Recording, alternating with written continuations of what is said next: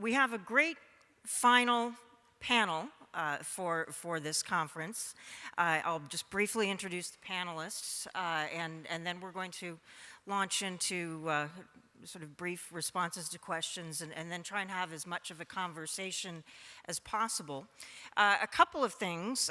One is that I know that there's a streaming video of this panel, as there has been of most of the conference, and greetings to all of you out there on the internet who are watching this remotely.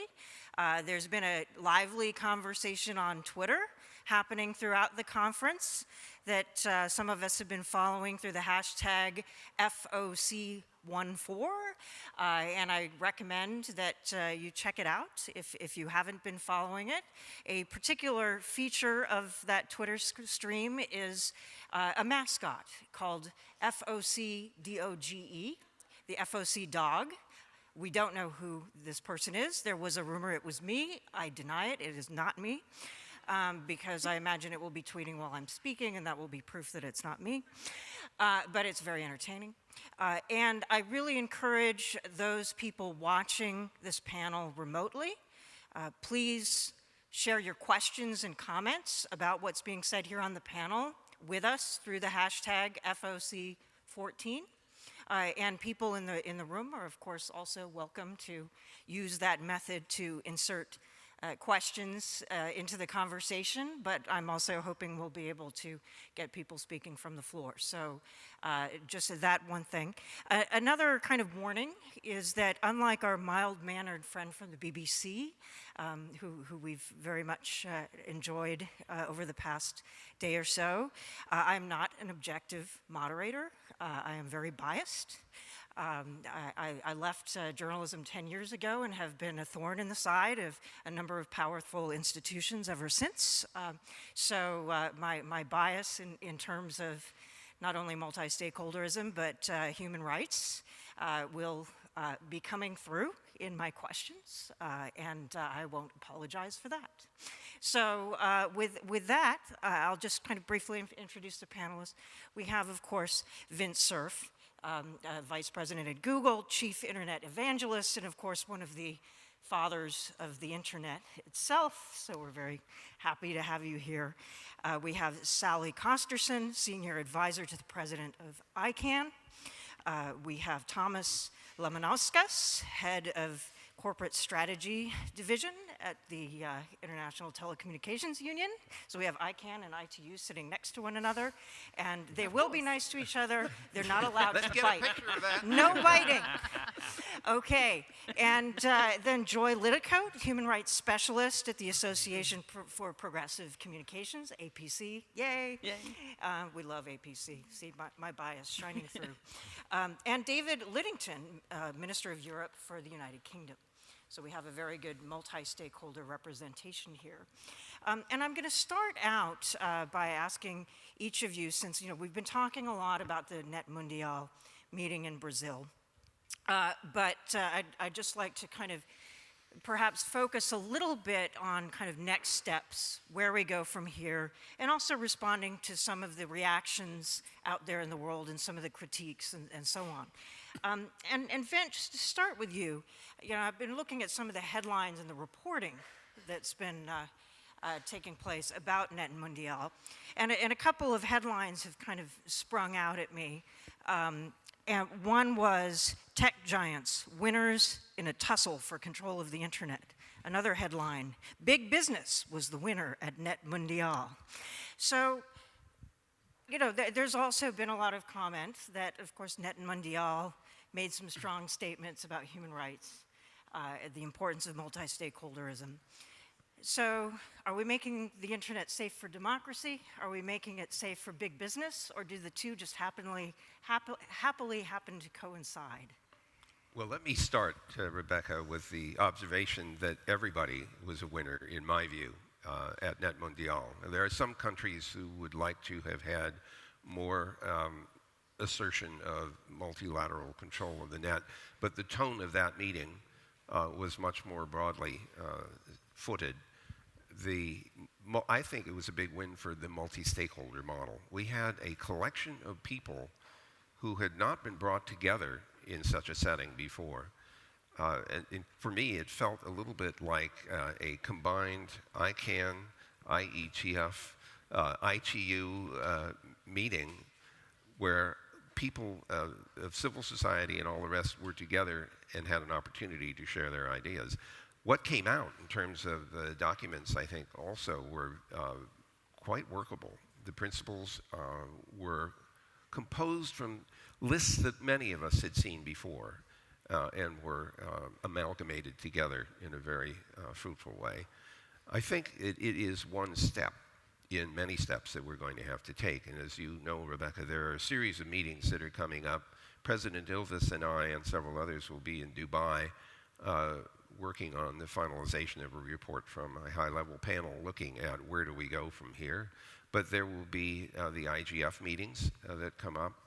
There will be the ITU meetings that will succeed in the Plenipot. And I have no doubt that there will be additional meetings during 2015, particularly in an attempt to respond to the offer by NTIA for the multi-stakeholder community to provide advice and guidance as to how to manage at least the ICANN portion of the Internet's governance in a way that removes the need for further NTIA intervention. So I'm actually quite encouraged by the Net Mundial. It sets us off in a direction that I think we can work on. Thanks, Vince. So, Sally, one can definitely say that Net Mundial was a win for ICANN and an affirmation of the multi-stakeholder model. But what are the next steps?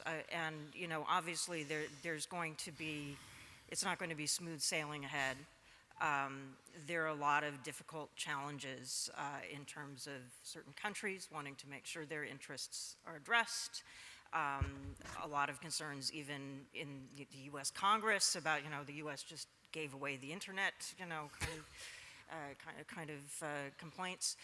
So what are the next steps in terms of maintaining trust and really moving forward? Thank you, Rebecca.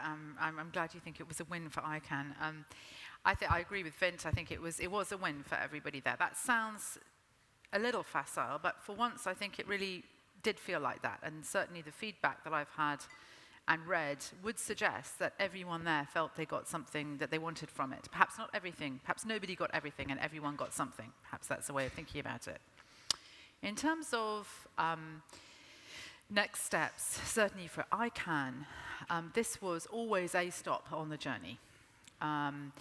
And we have a very specific job to do with 2 dialogue tracks. This is a very geeky expression, which I don't really like, but apparently that's what we should call them. One around the proposed transition of the stewardship of the IANA function, which Vint alluded to, which has already started and indeed had its own session, or a short session, at the Net Mundial meeting to raise awareness of what is going on and to really encourage very, very diverse contributions to that process. This was very clear from NTIA. They have asked ICANN to facilitate this process over the next months, and a priority, or perhaps the priority, is to ensure that that process is very open, very transparent, and very global. So global geographically, but also widening the stakeholder input, perhaps from the usual suspects.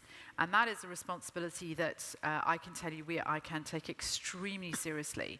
It's quite challenging, but what I could see from Net Mundial was new partners, new people coming in, new organizations wanting to help that process to be delivered in that way. So I think that was very encouraging.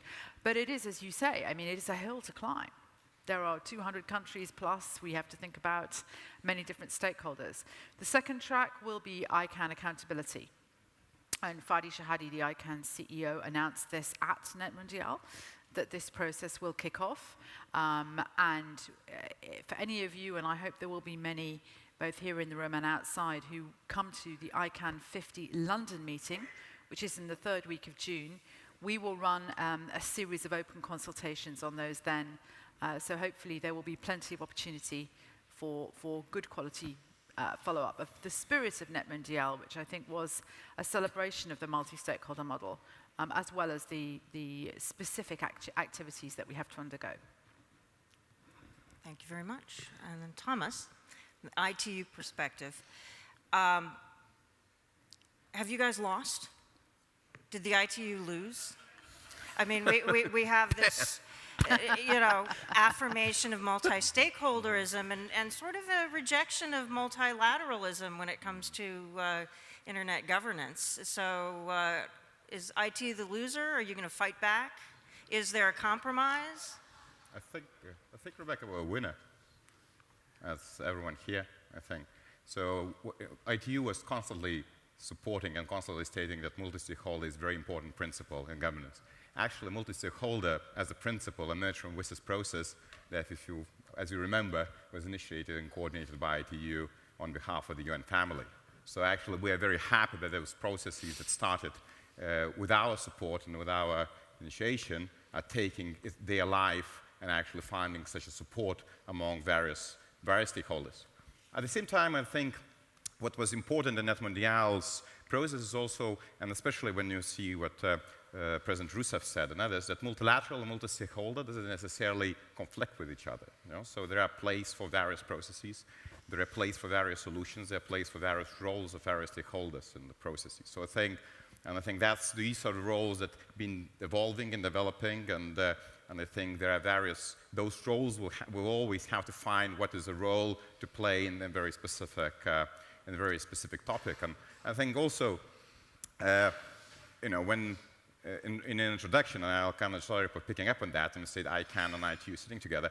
ICANN and ITU were sitting together for a long time, So with ICANN and ITU, we're collaborating and on topics and having discussions, having interactions for a long time. And ICANN and ITU, I'm also just very clear, I don't think ICANN and ITU are competing for anything. So that's at least my view, and I don't know if I'll have here, but we all are the parts of the ecosystem that we all have a very strong role to play. And we just had, a couple of weeks ago, we finished our World Telecommunications Development Conference as well, with very strong statements about bringing broadband to everyone across the world. And as you well know, we have 4.4 billion people that don't have that benefit of even being of that ecosystem that we're saying it should be open and free. So with the very strong statements about how we all should work together, and as well with the very strong statements about collaboration, with everyone in the ecosystem. And I think that is what ITU membership says, and that's what that means ITU thinks about that. So I think, just to continue, so I think Net Mondial was very good process. We need to commend Brazil to taking that challenging task in that short term. It has a lot of good outcomes. It also demonstrates some difficulties and some issues, some tensions, some need for further discussions in various forums. And we hope that will further evolve and further develop, and we're happy to contribute in any shape or form our contribution could be valuable. Rebecca, do you mind if I make one small intervention? First of all, I want to endorse this attitude. I think it's important for everyone to understand that there are constructive roles for everyone to play. Internet is this giant big tent. There's a lot of work to be done.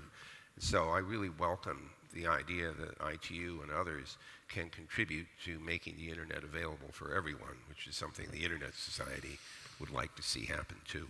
Thanks, Rebecca. Great. I appreciate it. Thanks. Moving on to Joy. There's been sort of mixed reactions coming from civil society about Net Mondial's outcome. On the one hand, there's a feeling that there were certainly gains made, that we've moved in terms of strong statements about human rights and so on, that it's moved beyond WSIS. At the same time, there is some disappointment in some quarters in civil society that particularly towards the end, in the final drafting, some language that civil society really wanted in got taken out. And there's a feeling by some, and some comments made earlier in this conference, that civil society kind of got outranked or outgunned or outmaneuvered at the very end. I'm wondering what your thoughts are about that, and what civil society should be doing next to make sure that the human rights agenda kind of remains front and center going forward. Thanks, Rebecca. I think I describe it probably as a dance where we've taken 2 steps forward and 1 step back. And I think we need to acknowledge the 2 steps forward. I think the spirit of Net Mondial, the preparations for it, they weren't always smooth, but there was a spirit of collaboration which was unique, which we hadn't seen for quite some time.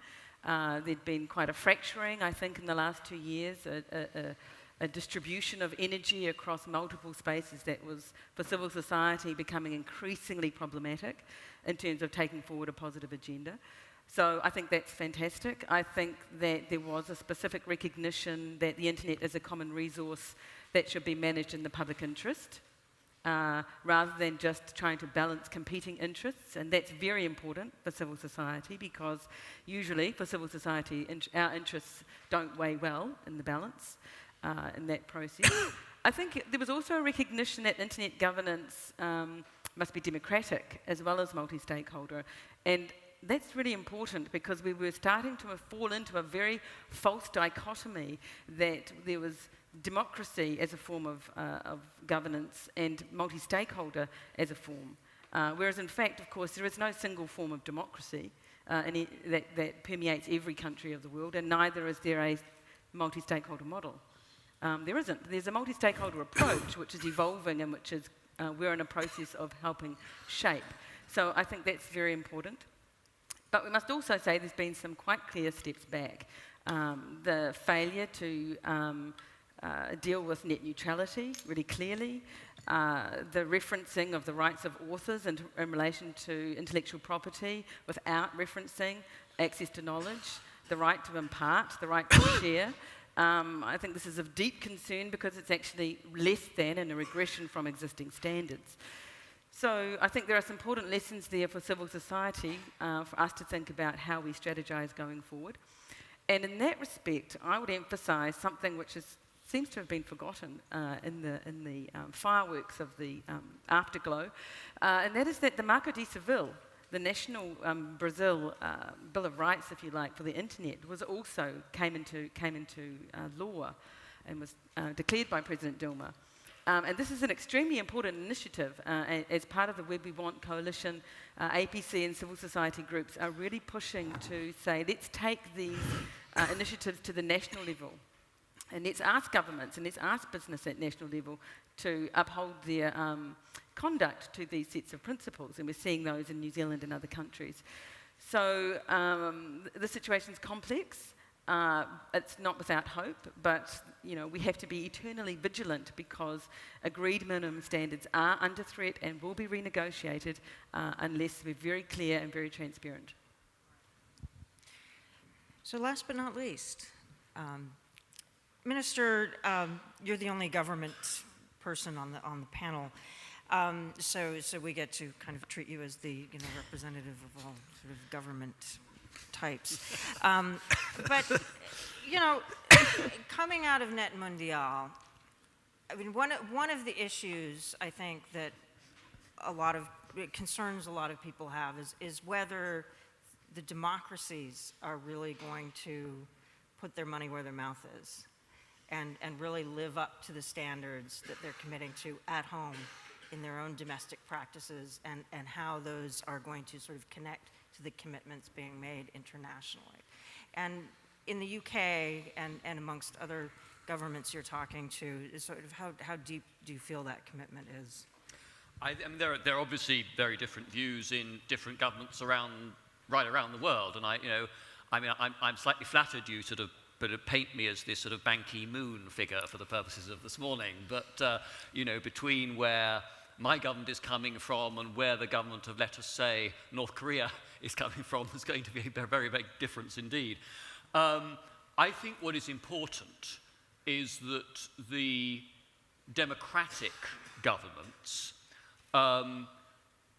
do a number of things. First of all, that we show that we are up for facilitating and taking forward the agenda set at Net Mondial, which we welcome, and indeed, further developed in the communication that's going to come from this Tallinn meeting. So, for example, when we host the ICANN high-level meeting in London in June. My colleague Ed Vaizey, our ICT minister, will be chairing that. That is an opportunity to take forward the next stage of the globalization of ICANN. But secondly, I think that we have to make sure that we don't succumb to the temptations to stop adults from having access to things. Unless something is clearly a breach of criminal law, then adults should be free to get what they want. Although I'm in favour of things like filters for the protection of minors. And it's a question of balancing requirements for parental responsibility against the broader questions of freedom of access there. But I think, too, that it's important that nationally, and certainly at EU level, democratic governments make sure that access to the internet remains as open as possible for individuals, for civil society groups, and for businesses of all shapes and sizes. And I sort of slightly took issue with the premise behind your question to Vint earlier on, because of course it's important that big business are involved as stakeholders. They're key to the success of this project. But I've just come this morning from a meeting with a number of startups here in Estonia. I was talking to one-woman companies, two-man companies that are devising new ways of delivering government services online and offering commercial services online. They are seizing these opportunities, innovating in ways I think something that the big boys are not necessarily alert to. So keeping access open is going to be absolutely key. And I take up Joy's point. We've got to keep banging on about the human rights dimension of this. There are too many governments around the world that are wanting to limit access by their citizens to internet and through the internet to ideas that might be challenging. And we have to stand up for universality and freedom of access. So resist protection and stand up for the human rights dimension. Thanks. That's a good segue into sort of my next question, and people don't all necessarily have to answer it, but I do want to throw it to Vint and then to anybody else who wants to respond, and we'll start kind of opening up a bit more. But absolutely, there's this. You talk about openness, open access, decentralization, the ability for small players to have as much a chance as Google. And one of the title of this panel is One Internet, and one hears a lot of rhetoric that I'd sort of like to unpack about, we want a single internet, we want one internet. And that rhetoric, I think, unless it's properly explained in terms of what we really mean by one internet, gets misinterpreted and kind of thrown back in ways that perhaps aren't helpful. So I've certainly heard governments say, this one internet agenda, this is all about, having an internet that's Google and Facebook and the NSA, and that's really you left out the CIA part. And but you hear this from certain governments who are saying, this one internet agenda is just a cover for mercantilism of certain Western governments acting at the behest of the corporations who are lobbying these governments and paying for people's campaigns, and that you also hear from some governments who say that, if we were really to not censor, if we were to really just open up our internet, our industry would have no chance. Our industry would be destroyed, our culture would be destroyed, and so there's a lot of, but you hear these arguments all the time, and these arguments actually have a lot of currency in a lot of the world where people feel their culture's being threatened by kind of mass European culture. They feel their language is being threatened, and they kind of take the one internet rhetoric and feel perhaps misinterpret it as a threat, because the oneness, and they interpret oneness with uniformity. And so I'm wondering if we could just clarify, what do we mean by one internet and what do we not mean by one internet? Because I'm assuming that we want to support multicultural, multilingual, startups, innovation, diversity of business models, competition, and so on. And so let's unpack a little bit about what one internet is and what one internet isn't. So, may I start, Rebecca? Please. Thank you. First of all, may I remind you of other infrastructure which you rely on? Presumably, one is the postal service and the other is the telephone system. Both of these have the property that you expect when you write a letter in country A addressed to someplace in country B, that the local, domestic, and international postal systems will actually deliver the letter to the target that you intend. And the reason that that works is that there is a unique definition of destination. It's country and street address and province and so on. If it were the case that every country interpreted addresses differently, then there would not be much guarantee that your letter would get where you wanted it to go. The same thing is true of the telephone system. It's a uniform and global addressing structure, so that when you dial a number, no matter what country you're in theory, you end up in the same place. Well, the internet is like that. It's not one network. It's actually hundreds of thousands of networks, but they share something in common. They share the internet addressing structure, and they share the domain name system. Those two systems are just ways of helping sources say where they want to send to destinations. And what we want, I think, is that no matter where we are in the world, no matter where we are in the internet, that the packets that we send get to the same place that's intended, no matter where we start. And that's what one internet means to me, at least from the purely technical point of view. Now, there are people who say, well, this is not acceptable. ICANN has this special authority that it's in control of the domain name system, it's in control of the IP address system, and that's bad. Well, the reason that you need that is exactly to make sure that you have uniformity with regard to the addressing structure. But to your other point about uniformity, and cultural uniformity, nonsense. The internet is designed to let anyone who wants to get access to it and to share information on it. The World Wide Web, which Tim Berners-Lee designed 25 years ago, used the Unicode character sets, encoding of character sets, for precisely the reason that any language should be expressible in that World Wide Web environment. This is not an instrument for creating homogeneity at the cultural level. It's an instrument for preserving heterogeneity at the cultural level. So, as to industry, and somehow an argument that industry is Google's and others are somehow dominant, I have to remind you that Google didn't exist forever. We only were created 15 years ago. Before that, there was Yahoo, and before that, there were others. And after us, there will be others. This is, as long as we keep this network as open as possible so that two graduate students in some obscure dorm somewhere can invent another new idea that catches the world on fire, no matter where they were, that's the internet we want. Joy, I'm wondering if you feel like we're kind of chiming in at all, because the APC, of course, works on a lot of issues of diversity and access, works a lot in the developing world, and so I'm just wondering if you have any thoughts. Yeah, thanks. I mean, what does one internet mean? I mean, certainly for APC, I mean, I think about the example, it's good that you raised it, Vint, yesterday, of the permissionless innovation, that we should have this unbounded, unlimited ability to just create on this one internet.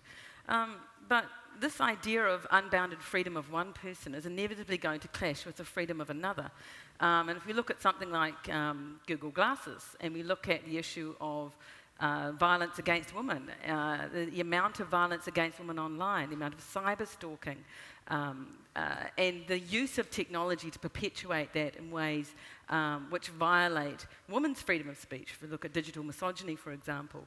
So I think when we're talking about boundless freedom, boundless, permissionless innovation, we need to think, no, actually, as you wrote, Rebecca, the networks want to have consent. We want to be asked our permission. And we want to negotiate that space in a one internet. So one internet isn't one where all freedoms are unbounded. It's one where we get to negotiate those freedoms. I think the second point thing is that I think what we're very concerned about in civil society is that actually we don't have one internet anymore. It's dying. And it's dying a death by 1,000 cuts because we have more regulation now across all of the layers, technical and upwards, than we ever had when the internet was created. We see it every day on content, on filtering, in content blocking. You know, when the Arab Spring happened and Egypt shut down the internet, the world stopped. Well, we have countries that haven't had access to platforms like YouTube and others for over a year. And it's become a new norm. So I think when we're talking about one internet and this romantic notion that it exists and we're protecting it, I think we need to acknowledge it's dying and it's bleeding, and we need to stop it. And one of the things that is causing that is the fact that mass surveillance is not seen as a fundamental violation of human rights. And this is a very strong civil society position, and it's particularly a concern for those in developing countries who are newly coming onto the internet. I mean, I'm recalling the opening yesterday with a Nigerian minister, almost sort of felt he had to apologise for saying, oh, our issues are to do with access. Of course they're to do with access, and if there's one thing that keeps me awake at night, it's that those coming online now have less access and less freedom than those of us who came on much earlier. And I'm quite concerned in the recommendations from the Freedom Online Coalition, which I think, you know, they're good as so far as they go. But there's actually no reference to one internet in those recommendations. If we look, for example, in the preamble, it talks about recognising the global and interoperable nature of the internet. Paragraph 5 talks about the open and interoperable internet. And paragraph 11 talks about guarantee a free and secure internet. So we don't have, even among the democratic countries that we look to and aspire to for leadership on this, a clarity of what they mean around what one internet is. So I think that we need to open up that conversation, and we need to have more people opting out, using encryption, getting off Facebook, using free and open source software, encrypting, sharing their keys, encrypting their communications, and opting out of those systems which are centrifugally pushing us towards a centralised, commodified internet experience. Sure. I know Thomas had sort of indicated he wanted to speak. Minister. No, you don't. We can go for the Minister No, first. I just wanted to take up sort of what Joyce said. I mean, I do think that it's important that the developed countries accept that one of their responsibilities is to share best practice with developing countries that are trying to develop access to the internet. Mass surveillance is a good practice to share with them. Yeah, they're definitely picking that up. That includes everything from actually how you liberalise markets so you get the infrastructure funded and introduced, through to how it should operate. And I'm more optimistic than Joyce because, not everything is going to develop smoothly or in the right direction. It's just the nature of any revolutionary technological change. But you look at the way in which, for example, the convergence of the internet with mobile telephony has revolutionized life chances for people in parts of rural Kenya or rural Turkey, empowering people in villages, including a lot of women, to get goods to a known market, to transfer money, to enter into contracts. They're just opportunities that did not exist only a few years ago. And what worries me, you asked about, what are the risks of,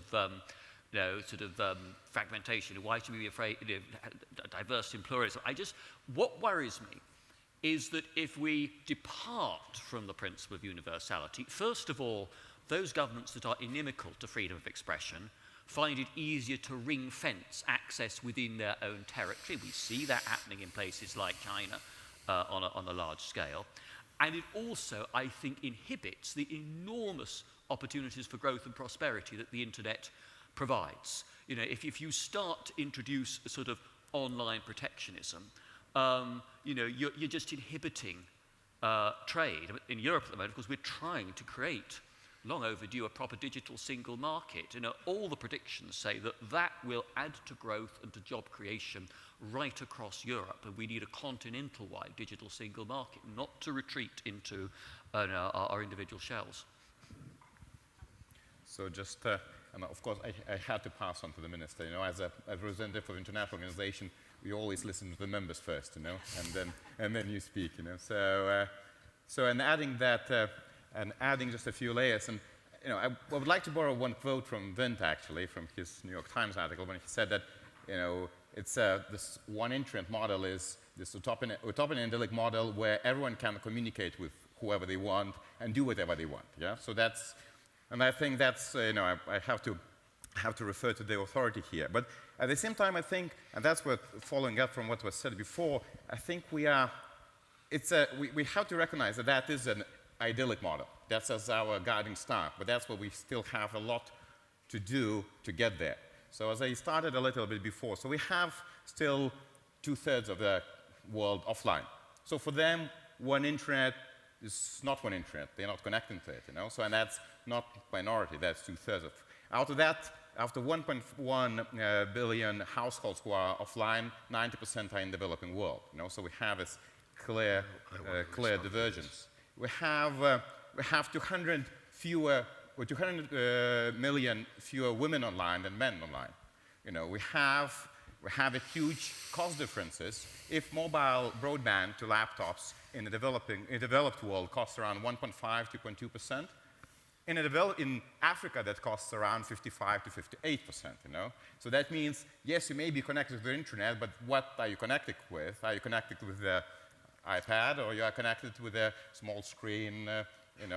Small screen device, and these are issues that impact, even content-wise. And I think that's also, forgetting, and it was very nice, interesting discussion today during the Internet and Jurisdiction panel about access, and it was interesting to hear that even Estonia doesn't have access to certain services like Netflix, like Spotify just came, and you know, before ATU, pretty recently, I've been working in the countries where, you know, if you click, went on Google Play, you say this is not provided in your jurisdiction. If you click on Apple iTunes, it says this service is not available in your jurisdiction. If you click on Netflix or Pandora, that's kind of even beyond the kind of discussion. You know, so what is the experience that people are getting? What is the ability for them to get the content that they are able to actually to consume? And that's again, and I welcome NetMondial's recognition of importance of the local content and using of different languages. Again, recognizing the abilities of various people. For example, we have around 1 billion people around the world living with disabilities, including around 80% of them in the developing world. Do they have, is it one internet for them as well? You know, what's the experience they receive? So I think, yes, we do have other issues, and I think this is very important to discuss them, and I think I really commend Freedom Online Coalition of pushing some of other issues, but I think we shouldn't overlook that there are some very fundamental issues that people don't even have access or are not able to use access to those services and those networks that we kind of take as granted. So that's from me. May I respond? First of all, I don't disagree at all with the characterization that there are 2/3 of the world not online. I would like to fix that. Second, I agree that not everyone has comparable access, especially when we deal with people with disabilities. However, surely, Thomas, you would not disagree that we should preserve this uniformity of addressing and ability for everyone to reach everyone else. I cannot imagine that the list of problems that you just outlined would be benefited by destroying the ability of the net to support communication from anywhere to anywhere else. So can I elicit a positive response from you on that point? No, I think we don't disagree on it, but I think, and I fully agree with you, and I think I like your intervention yesterday about the different layers. Yes. And I think that's where we enter this debate and we have to think of it. There is a technical layer which is important, and then there are, I wouldn't want to kind of repeat, and I think that's what is very important. But I think at the same time, I think sometimes when we mix all layers in one, we're a bit of risking oneness of the internet. And I think that's important as well. I'm sorry, Rebecca, you've lost control. This is interesting. This is the way it is. That's just it. Just live with it. So first of all, the layering point is super important. So thank you for bringing that up. Not everyone sees the internet the same way for all the reasons that you just described. So what I'd like to suggest to you is that we literally start slicing off important principles that we don't lose while we're trying to build up an internet that everybody, in fact, does enjoy and can make use of. So I hope that everyone in this room and others will agree that we have to maintain the uniformity of our ability to address each other, to send and receive and so on, to find and retrieve. We also have to deal with the fact that not everyone has access, so now that's another big problem. Lots and lots of things are going on already to improve that situation. We aren't done with satellites yet. We're not done with optical fiber. We're not done with mobiles. So I think Thomas and I are in agreement if we take this layered notion. Yeah, no, definitely. And this kind of leads to a follow-up question, actually, which is that, are we confusing the conversation too much when we talk about, internet governance as a whole, like the internet, and rather specify what layer you're talking about and what problems you're trying to solve at what layer, and be very specific. And is that sort of a failing that we have in not being specific enough? And Sally, what do you think? I think ICANN's kind of suffered from that problem. Everybody blames ICANN for all issues on the internet when you're dealing with one very specific layer. Yeah, this is like a therapy session. That's great. Thank you, Rebecca, for teeing that up so well. Absolutely. Yes, I mean, we get kind of philosophical, and remember, ICANN is a not-for-profit. It's a public interest organization. So, and ICANN, as some of you will know, has a strong focus on outreach and education. And, because of what you say, we need it, not just to explain, well, hang on, we look after this piece, we're responsible for making sure that things you send actually get to where you sent them from. We have ICANN's view of one internet would be a single route, a single addressing system, as Vince says. But actually in the process of it, I think particularly I would observe, I've been in ICANN now for nearly 2 years, and I would say particularly in the last 6 months, I've seen a much better understanding of exactly kind of what is for what. We're not there yet, but I feel as an ICANN representative and somebody who deals a lot with engagement, 2 things. One is that there is beginning to be greater understanding, and I think listening to this dialogue on the panel this morning, I hear it too, of how do we, as the Americans say, solve for these different issues, and how do we look at principles and frameworks that help us to do that, recognizing that there is not a one-size-fits-all solution because it is not one issue. But secondly, and I would urge everybody in this room to think more about the process of outreach and education, and not just about what does ICANN do, because this is ICANN's responsibility. But what I can say is that when I joined ICANN, certainly, one of the problems we identified very early on, and I think this has been alluded to by everybody on this side of the panel, is that many governments, particularly those in growth economies, struggle with understanding why there should be one internet. What's the upside for them? The old world of taxation is simpler and more straightforward, and they can see how money comes into their economies and helps their people. And there is new research out showing, however, that there is a 2.5% GDP difference between the most open internet economy, which is, by the way, for anyone in the room, is Sweden, according to the Boston Consulting Group's most recent work, and the least open, which is Nigeria. There's 65 countries in between. 2.5% of GDP. If you're India, if you're China, this is billions of dollars we're talking about. So it's not just about the technical definition of the layers, but it's also about societal benefit that is not well enough understood. And it's early days. We need to do a lot more work, but I think beginning to bring these things together more from the point of societal gain, and Estonia, of course, is a wonderful role model in this example, will help, rather than bringing all the issues and the layers together and saying, it's a one-stop solution, and this is destined to fail, I think, for sure. So, Sorry, I just Go want ahead, to, I and just then want to I've got another respond on the question. ICANN point, because having been a GNSO councillor there and being involved in the country code top-level-domain.nz, I think it's a really interesting example, because we hear a lot about this analogy of the post office and the names and numbering systems, and that's all very well and good, and I can understand that analogy. But also from a civil society perspective, we're thinking, well, you know, is this post office system publicly owned? Is it privately owned? Who sets the pricing regime for postal services? How open and accessible is that? Is it competitive? Is it not? And similarly, in relation to ICANN, I think that there are really very serious questions to be asked around the new generic top-level domain processes and questions of public interest. So if we look at cultural rights and the very real expression of concern made by governments from Latin America in relation to applications for .Patagonia, in relation to applications for .Amazon, of course they are right to be raising concerns about the privatisation of culturally related rights, of which they have duties to their citizens as states and governments. And this is not just a naming and numbering system of who's first past the post to get there. And similarly in relation to the application for .gay, and there's a community application for .gay, and there's a public interest component to that. And I'm not saying that for any other reason than to highlight that there are public interest issues that come to bear.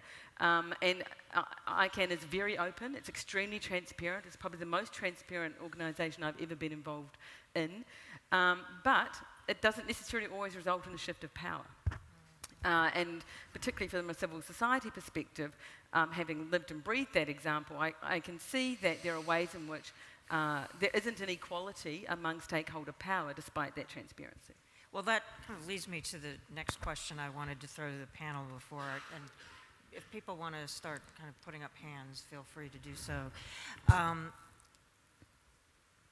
Accountability. One of the biggest criticisms of multi-stakeholderism, or the multi-stakeholder model, is who's accountable. And there's some concern, and it's not just related to internet governance, but other multi-stakeholder processes on other issues in other sectors, that it kind of multi-stakeholder is, the multi-stakeholder organization is kind of where you put problems that nobody wants to take responsibility for, and you can blame the other stakeholders for the problem not being resolved. And so how do we ensure accountability in multi-stakeholder governance? And do we need to have more clarity about what types of governance functions are appropriate for multi-stakeholder approaches, and what types of functions are not? I mean, I've seen some statements that call for multi-stakeholder governance at the national level. And does that mean that we're throwing out democratic processes for some other kind of, whoever has money to get to meetings kind of process? Or, so I think, do we need more clarity on how you hold a multi-stakeholder process accountable, and who you're holding accountable for actually getting things done, or for the results or lack of results? Do you want me to respond to that? Yeah. Well, I think there are lots. I think we do. I think firstly we need to make sure that those participating in those conversations represent the diversity of the people they're purporting to advocate for. So even in this meeting, for example, we've had concerns raised about the representation of women, about the representation of people from different regions. We've got no one from Africa on the panel, for example, those kinds of things. So let's do that not because we want to colour the rainbow. Let's do it because we want to hear what everybody has to say, and that developing country voices have perspectives that enrich and enable better decision making. So I think that's the first thing. I think secondly, we need to take the power that we have as stakeholders and holding each other accountable. So civil society groups can vote with not only their democratic processes for those who have them, but also their feet, which products they're using, why they're using them. And we have things such as the Global Network Initiative. There are many, many new forms of accountability that are emerging. That we've got to connect with these multi-stakeholder processes. And I agree with you. I think that we shouldn't fall into the trap of thinking that the multi-stakeholder approach is a way to sort of dump accountability in places where, because we can't find it anywhere else. Can I respond? Okay. I'd like to make an observation about how we use multi-stakeholder processes.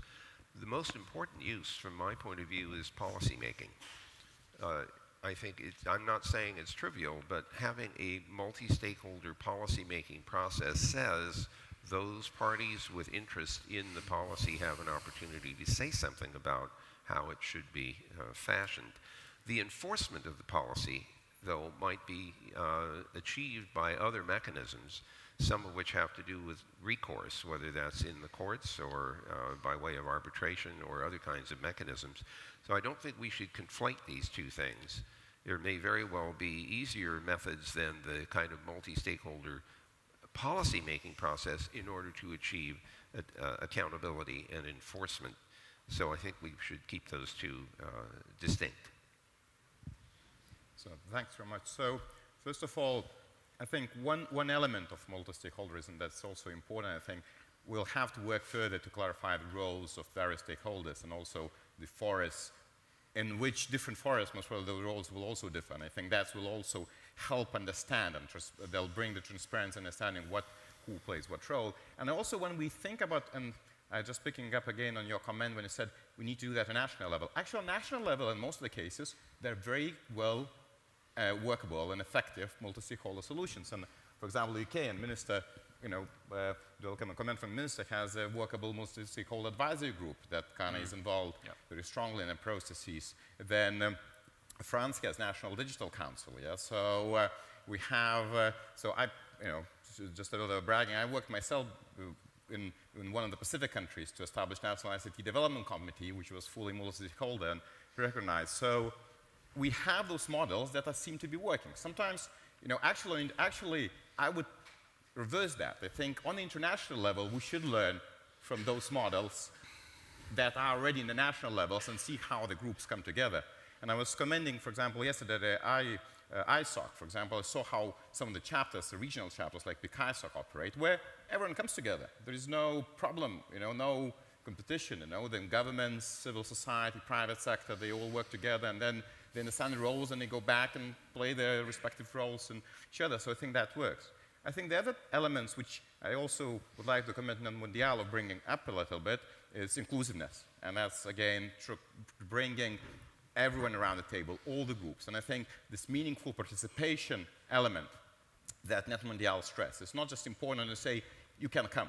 It's important to actually ensure that people can come. And we are not and also when they come, they have a capacity to contribute, and they have a capacity to understand the processes and be there. And NetMondial stressed that very strongly. And it's interesting, and it applies to civil society, but it does apply to the governments. Like Diplo Foundation has statistics that only 56 governments ever talked at IGF. Maybe more have come, but only 56 of them ever talked. It's about a quarter of the governments only, So it doesn't apply only to civil society, and we need to do that. And I think that one other important element brought by NetMondial is representativeness. Because we have to recognize that internet is becoming important to 7 billion people. 7 billion people with a lot of various stakeholder groups, civil society organizations, and everyone. we increasingly find it difficult to bring everyone individually around the table. Yeah? So we have to, so maybe it is a time to start moving from Swiss model, to some, representative democracy model. And that's what Net Mondial also stress about, talking about how the stakeholders' representation should be ensured, and what we just talked now about openness, about transparency, about inclusive processes to ensure that the stakeholders are properly represented in a way where their voice, collective voice, is heard. And I also would stress that I think it's not only the matter of representation, it's a matter of accountability. Because when someone comes to the fora and has a big group of people behind them and needs to report and needs to be accountable to that big group of people, beyond that, that brings a tremendous accountability to the group that you represent. And I think that shouldn't be overlooked. And I think I hope this work on that will also continue. Minister? I think that we're talking about a phenomenon which is, the thrust of which is in essence democratizing, decentralizing, disruptive of hierarchies and formalities for decision making. That's why even democratic governments find it disconcerting, because it's not the way in which we are used as governments or as democratically elected politicians to doing business. You look at how a politician's slip at a public meeting appears on YouTube within 30 minutes, and what does that do for how you carry out politics in open society? I do think the key to this is transparency. The more open that we can be about the discussions that we're having on internet governance and the future of the internet, the better, and I think the more likely this will be to command general confidence. I would certainly be completely open to saying, yeah, we need to keep under review all the time the question of who is being invited to the table, have we got sufficient breadth of representation there? I mean, there'll be all sorts of different clashing views amongst governments, amongst civil society organizations, amongst international bodies.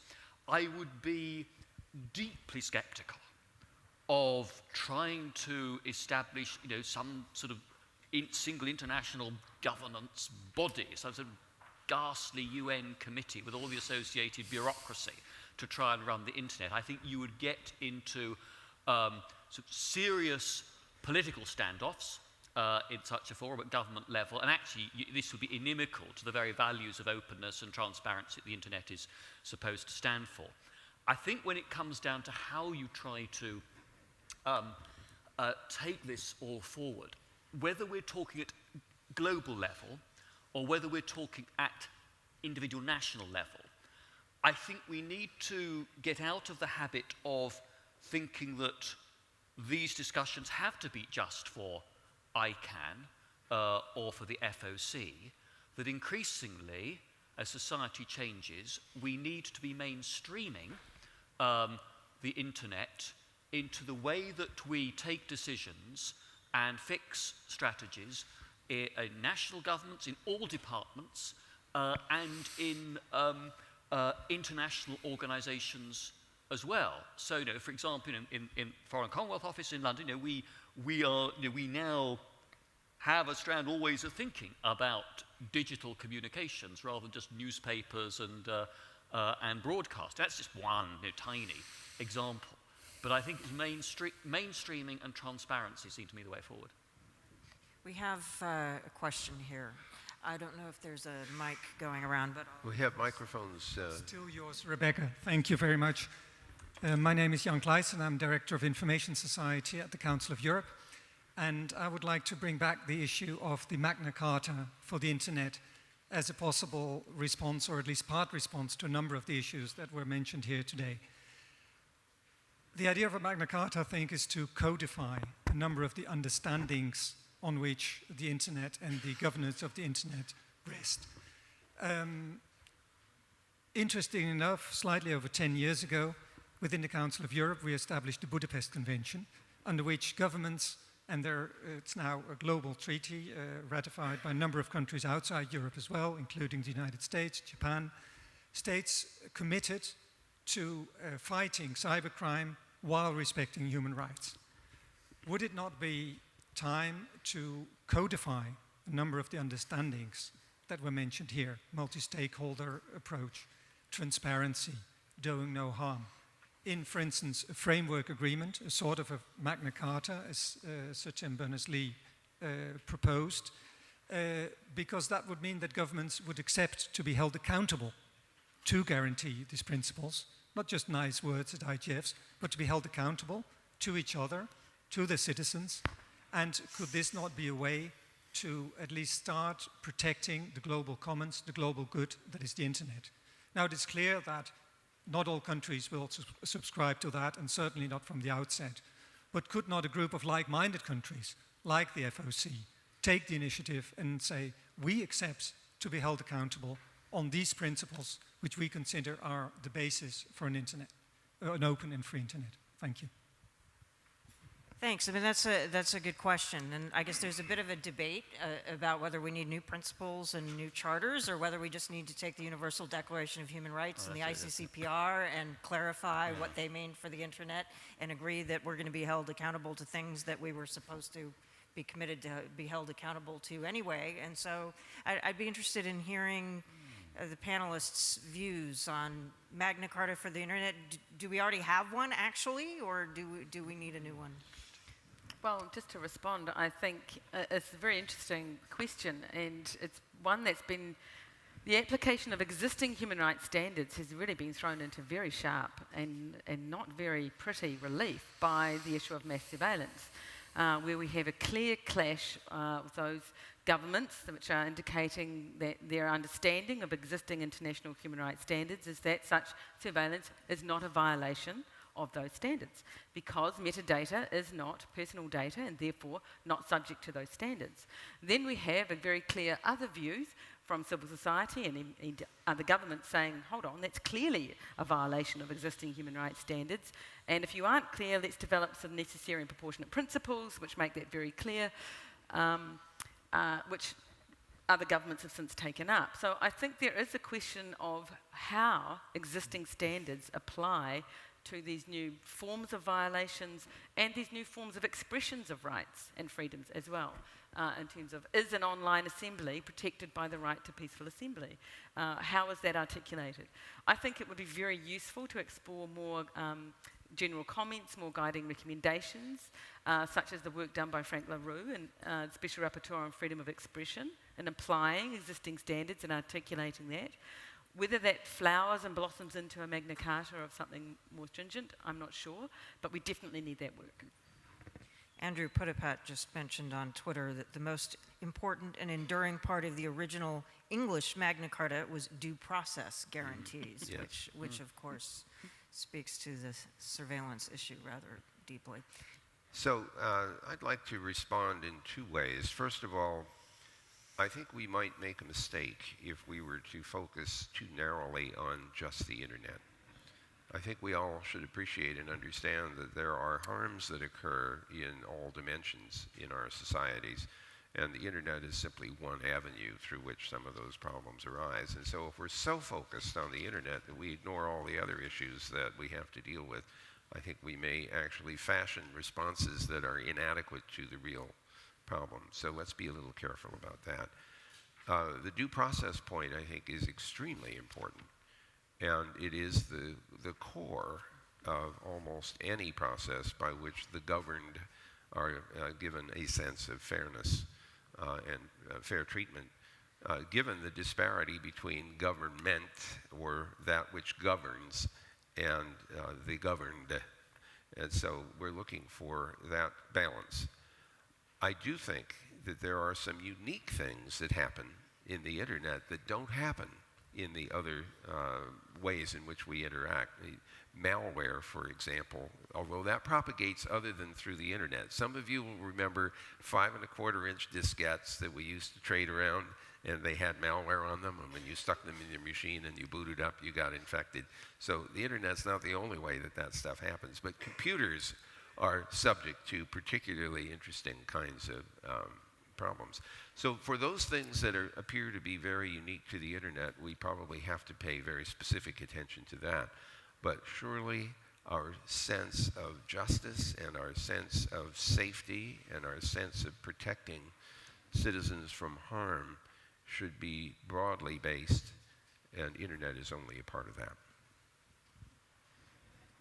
So thanks very much. And the idea of having clear understanding of the principles and moving them forward is something that definitely, definitely could be welcome. And I think we, as ITU Secretary General mentioned, was calling quite a few times on specific areas where we thought additional understanding is needed. But I think at the same time, it's an evolving field, and we have, and there was already mentioned the Frank LaRue's work that led to the UN General Assembly resolutions. We have a new UN General Assembly resolution on privacy in the digital age. Yeah? So we're building the Magna Carta, and we shouldn't forget also WSIS outcomes, which actually have put quite a lot of important principles there that we are now building upon. And it's now a good opportunity, and we're having a WSIS plus 10 review process in which undoubtedly, especially on the General Information Society, will come to see how we progress that agenda forward.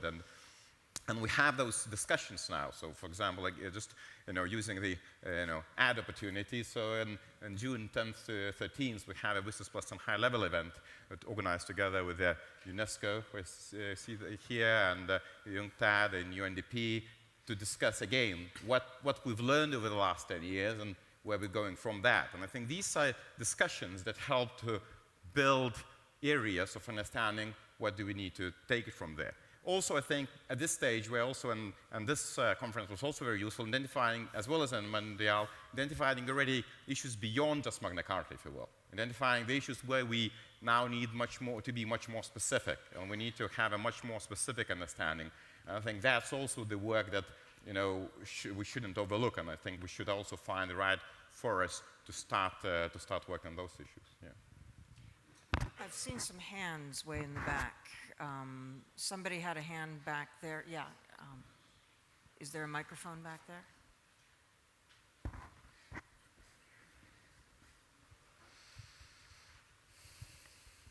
Let's see if the microphone is on. Please identify yourself, since I can't see you. Sorry about that. I'm Mike Rispoli from Privacy International. I guess what I would like to hear from the panel is just a comment on, I guess, my comment.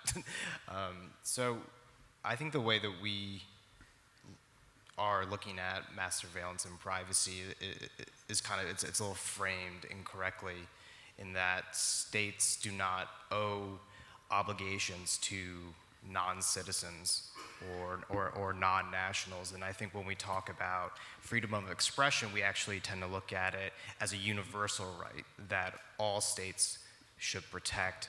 And so, I think that it would be a violation of Article 14 of the European Convention on Human Rights, because by not respecting the right to privacy of non-nationals is actually discriminatory.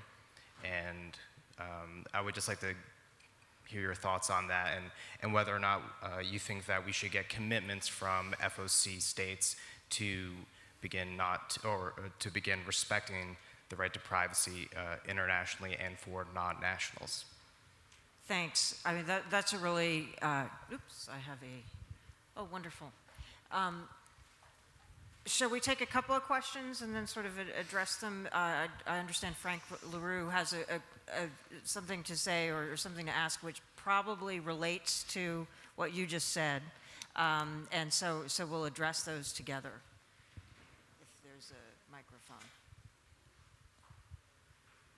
Yes, thank you. On the human rights part, I just want to say that one of the resolutions coming out of the Freedom Online Coalition was that all rights offline should be enjoyed online. And I think the reverse of that also applies. All rights online should be enjoyed offline. So I believe human rights is something that is not static, it's in movement all the time. And therefore, we do have, as you were saying, Rebecca, a very comprehensive sort of body of international standards that should apply to the exercise of those rights on the online, on the internet. And as they develop, they should also be taken in by governments as their responsibility and their guarantee.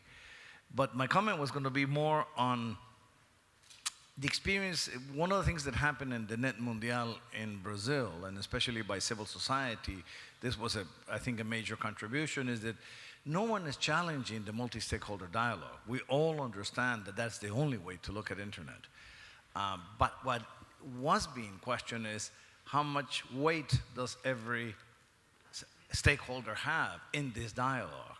Because we talk about sitting all at the table, but doesn't necessarily mean that all opinions weigh the same. And ultimately, the decisions being made will probably be made inevitably by those that have the power in each country.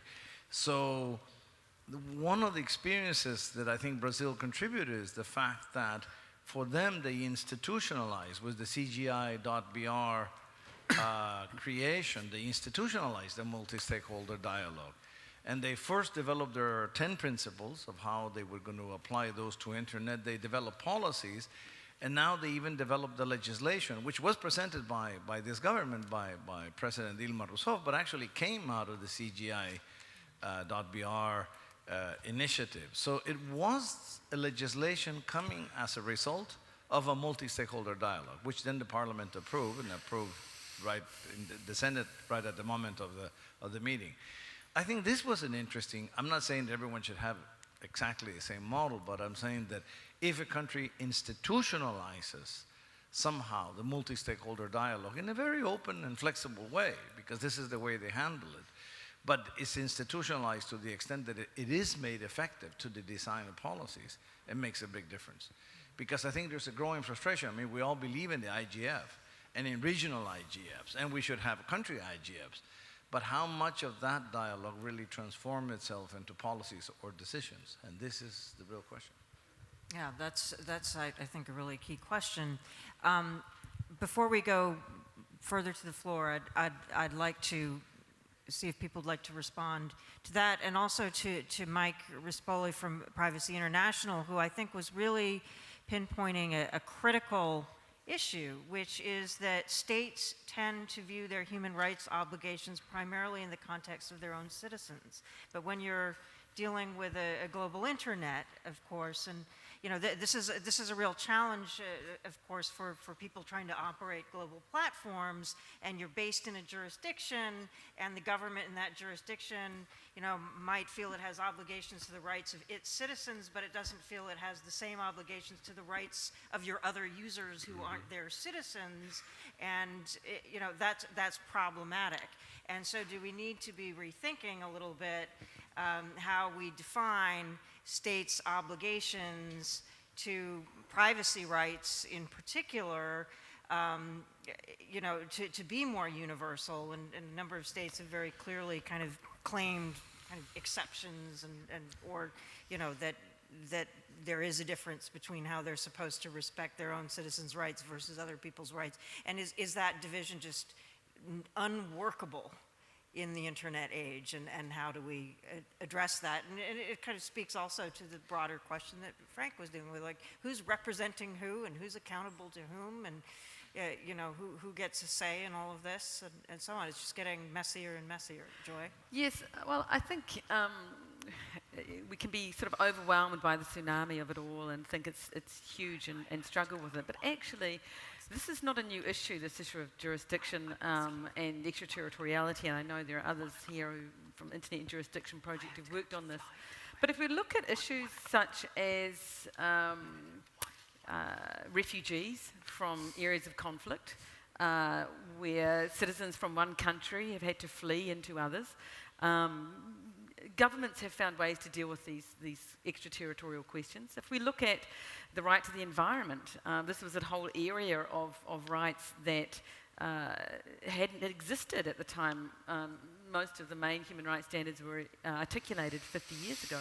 But it's emerged as a global issue where all governments and all stakeholders have an impact on each other. And we can't think about the environment only within national borders, because the sky and the sea don't work that way. We look at the law of the sea. There are many, many examples actually that we can draw on to apply to this. And I think that we aren't doing that enough, and we need to do it more. So this is a really interesting problem. And I think I can see why Tim Berners-Lee would have said we need a Magna Carta for the internet, because of this property of non-national or transnational character of the system, which is designed purposefully that way. Bertrand de la Chapelle, you're sitting in the audience again, and I pick on him regularly, it turns out, partly because he seems to have grabbed this notion firmly that the internet is a kind of a non-national architecture. The Westphalian notion of sovereignty within a certain boundary and authority within a certain boundary feels like it is getting porous in a way. And so I don't know, Bertrand, whether I don't mean to usurp your position as the moderator, but I wonder, Bertrand, if you have anything to say in response to some of these questions. Well, Bertrand did have his hand up, so. He didn't have his hand up. He and was so in the queue. This is intended to put the finger on him for failing to respond to this particular question. So, yes. Sure. You want to tell us what you're working on? What solutions have you cooked up, Bertrand? In the last 30 milliseconds since he was confronted with this. No, actually, thank you, Vinton. I had my hand raised because the question that was asked before goes in the direction of how to move beyond the separation of sovereignties and the management of sovereignty in shared spaces. And it was to highlight the fact that there is this recommendation of the Council of Europe adopted at the end of 2011, which was done on the basis of a multi-stakeholder working group in which I had the privilege of being part, that basically establishes, I think for the first time, the responsibilities of state for the transboundary impact of the decisions taken on the national level. And so, and I was discussing also with Human Rights Watch earlier today, this notion that governments, in the exercise of their sovereignty, do have a responsibility for the transboundary impact of what they're doing, including in the positive sense, ensuring the respect of human rights for actors who are outside of their territory when they take decisions on national platforms, which was the whole problem behind the Snowden revelations. But also that when decisions are being made, they need to be careful about the ripple effect that those decisions may have, is, I think, an emerging norm that should apply to the exercise of sovereignty in the digital age, if I can formulate it this way. But the notion that sovereignties are separate is something that is the foundation of international organizations. And those international organizations, in most cases, have not been built for the purpose of cooperation, but also for the protection of the separation of the different sovereignties. And So- we need new tools to encourage cooperation. With your permission, could I add one short And then we're thing? gonna go to him. It feels to me, Joy, this is something you could probably help us with. It feels to me as if the citizens of the world could be saying to the governments of the world, you have an obligation, you collectively, governments, have an obligation to protect us as citizens from the potential harms that occur in this online shared space. It's an obligation that governments right now do not readily adopt, except in a few cases where there are multilateral agreements like Interpol. But is this a message that we should be trying to extract out of civil society and deliver? No. I don't believe the message from civil society is that we want governments to protect us. We want them to protect our rights and our freedoms. And that's quite a different thing. And I think this goes really to the heart of the point that Mike Rispoli was raising. And it's this false dichotomy that sometimes happens where we're being asked to choose. Do you want security or do you want privacy? I've got the rights and freedoms to both. And I want a conversation about how we balance those together in ways that respect and protect my rights and which also fulfill states' obligations to do so. Yeah. So, Minister, you were Yeah, you wanted to speak, but I also have He was levitating I for a thought. while. I mean, I think this debate about sort of the Magna Carta of the internet is a very, very interesting one. And while my starting point would be to have nothing against the sort of declaration that was being mentioned, I mean, the really challenging question is how is any such declaration to be interpreted, especially as the internet develops and circumstances changed, and who does the interpretation? It's next year we've got the 800th anniversary of King John first issuing Magna Carta, but much of the political history of England in the 13th century was an argument about what Magna Carta actually meant. And it was reissued with changes by King Henry III in 1217 and again by King Edward I in 1297, again with further alterations. And this was a cause of rebellions against the crown, you know, that you're not interpreting Magna Carta correctly. So one has to, I think that's why I think one has to sort of think some of this through before setting up new structures, rather than perhaps about having sounds like a worthwhile declaration. When it comes to the question of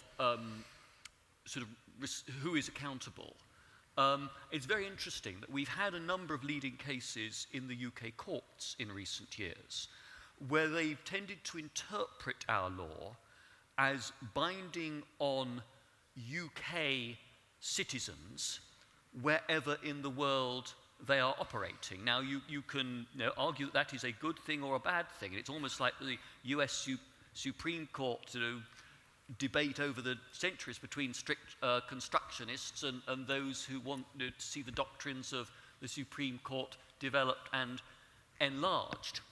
I think when you come to the particular issue of privacy, again, my starting point is, look, what exactly do we mean by that? I don't think you can absolve individuals of all responsibility. I mean, it's a fact now that employers, certainly in my country, looking at school or university leavers who've applied for jobs will often look at their Facebook page. And if they've been foolish enough to leave photographs of too many drunken parties, that can have a damaging impact. But actually, there's an issue for individuals to consider. How much data of mine do I actually want to put online with open access? And there's issues too about, whenever I use a supermarket loyalty card, the barcode on that is telling that large business what my shopping preferences are, and that data is accumulating and tied to me as a user week by week, year by year. Now, to what extent is that an invasion of my privacy? To what extent do I have to be asked, and how often, whether I want to opt out? Same dilemmas occurring to our government at the moment over big data and the question of health. We're wrestling with this. We want, as a government, to use large data sets, inevitably the agglomeration of many individual patient cases, to provide large data sets that will help us to track accurately how it is that particular long-term conditions, diabetes, asthma, arise, and are they linked statistically to other medical evidence from this myriad of different cases. Now, again, the debate in the UK is to what extent and how frequently does the government need to ask individual patients whether they want to opt out of this, or even do they have to be asked individually to make a conscious decision to opt in? The social value of doing it is enormous. So we very much want to do this, but it does touch on these issues of privacy. Sally, did you want to, I know you have to catch a plane very so sorry. soon, and so I want to give you an opportunity to speak before you Thank run. you. We have officially about 7 more minutes left on the panel, so. Yes, okay. Well, let's go with the 7 minutes. If it's longer than that, I'm afraid I'm going to have to disappear. I think this is a very fascinating topic. It's outside, to the point of what does ICANN do and what doesn't it do. It's certainly outside ICANN's kind of core remit. But I would say that increasingly, to find the right answers to questions around how do we make multi-stakeholder models accountable, which is one you've already raised and we've already discussed. What kinds of frameworks are we going to feel comfortable with that we can adopt in a using multi-stakeholder mechanisms?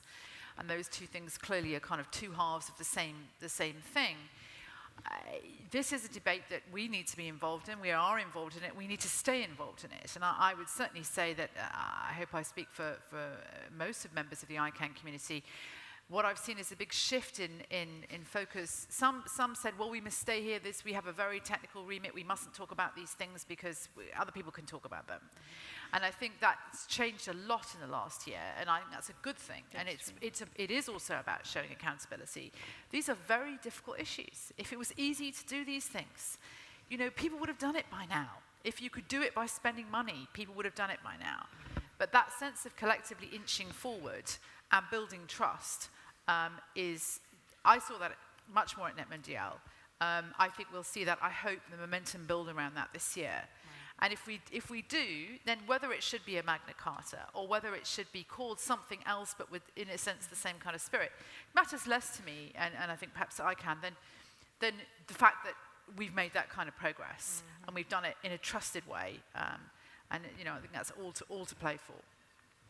That makes sense. A footnote to what the minister was saying about big data. There has, and also about principles, there's actually a set of big data and civil rights principles that a number of social justice, civil liberties groups in the United States recently developed. And it was specifically around discoveries through research about the impact that surveillance and big data have on minority communities, economically disadvantaged communities, and sort of pinpointing what some of the harms are and how you constrain against those harms. And I think this is entirely kind of the theme running through this, is how you're constraining against abuse. You know, what is the consensus around how you constrain against abuse? How you hold power accountable, whoever is exercising it across these global networks, and that there's even sort of a common understanding of what's happening, and you know what happens to our data if we choose to share it, and making sure we're making informed decisions about what we're putting out there, and just negotiating all of this. We don't have much time. I saw one hand going up. We'll take one more question. Quick response, and then we're going to have to wrap up. Yeah, thanks. Rebecca, I think there's a misunderstanding in one sense about human rights. It's not that states are responsible just for their citizens. They're responsible for people in their jurisdiction. Yeah. It's a jurisdiction thing, not a citizenship question. But if it's not in their jurisdiction, many states claim no responsibility whatsoever. Yeah, but I mean, as our minister said, the British government and the military and the British government have been sued by, say, Iraqi detainees alleging mistreatment in Iraq within British courts under the British Human Rights Act. So I think that the jurisdiction issue can be addressed. The question is, you have to show loss. You have to show some material damage. And the issue around surveillance is, and I think Amnesty took this to the US Supreme Court, and the Supreme Court said, well, show us someone who's lost by this. Show us some damage that's been done, because only then can we consider the case. So it's not just a jurisdictional issue. It's you have to demonstrate that something adverse has happened to you because of the human rights abuse you're alleging. And that, I think there's a murky area. It just needs a bit more clarification, but more may be possible than people imagine. That makes a lot of sense, and it kind of speaks to some of what Bertrand was talking about too, and this whole question of should governments be conducting kind of global human rights impact assessments on their policies around the internet? Like, should the UK government, for instance, when it passes a law around surveillance or around filtering or something like that, be considering what the impact of that law that it's making domestically is going to have globally? Should that be an expectation and requirement of government? Every time a new bill is brought to Parliament by a minister, the minister has to certify that in his judgment that bill is compliant with the UK's Human Rights Act, which incorporates the European Convention on Human Rights into domestic law, and that is a duty that is taken seriously. When I took a bill, it's not touching on those matters, but to do with sort of EU referendums through the House of Parliament. I had the advice from my officials saying, right, this is what our lawyers say. We've looked through it, it does comply with this country's human rights obligations.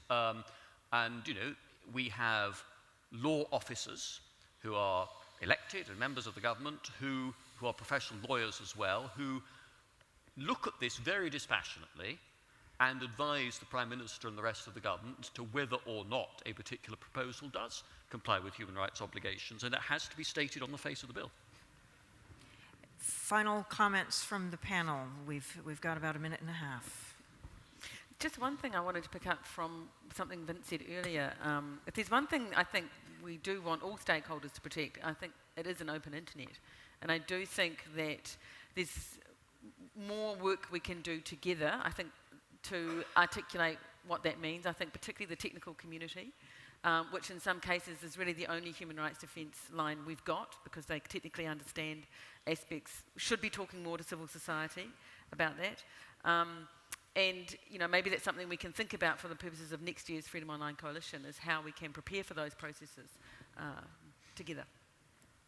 And I think this panel for me is also a good demonstration how we actually work together, and various different stakeholders, as you said at the beginning. It's very multi-stakeholder panel, and I think we still have to achieve this one internet for all, and I think that's what's important for ITU. It's still a lot work to do, and it's a lot of work for every stakeholder here. So I think we need to continue in that fashion, having a bigger picture in mind. I think, and I liked some of the interventions here, there's no one entity that governs the internet. There will not be one entity that governs the internet, So there will not be someone who will be the guy, We all have our place, roles, contributions, and I think it's important to see this big picture and what we're working for, and to ensure that we work towards that goal, to connecting that 4.4 billion people and making sure that they are part of the one internet. Do you want to? Before you run off. So I think that perhaps we could summarize at least my reaction to all this very good discussion. First of all, I'm persuaded we still need one internet with regard to our commonality in terms of addressing and everything else at this logical layer. That's a way of linking an arbitrarily large number of networks together and making it all compatible. It occurs to me that a lot of our discussion was about getting the legal systems of many countries to become sufficiently compatible that the netizens of the internet are properly treated and have due process. And that's going to be a really interesting challenge for the next decade or two. We still don't know what an information society is. We're going to have to live through it to find out. Well, those are great last words to end this panel on. Thank you very much, everyone, for your very insightful contributions. Thank you for everyone here. And for some of the folks on Twitter who, Joy, you have a lot of fans, I should say. And thank you very much.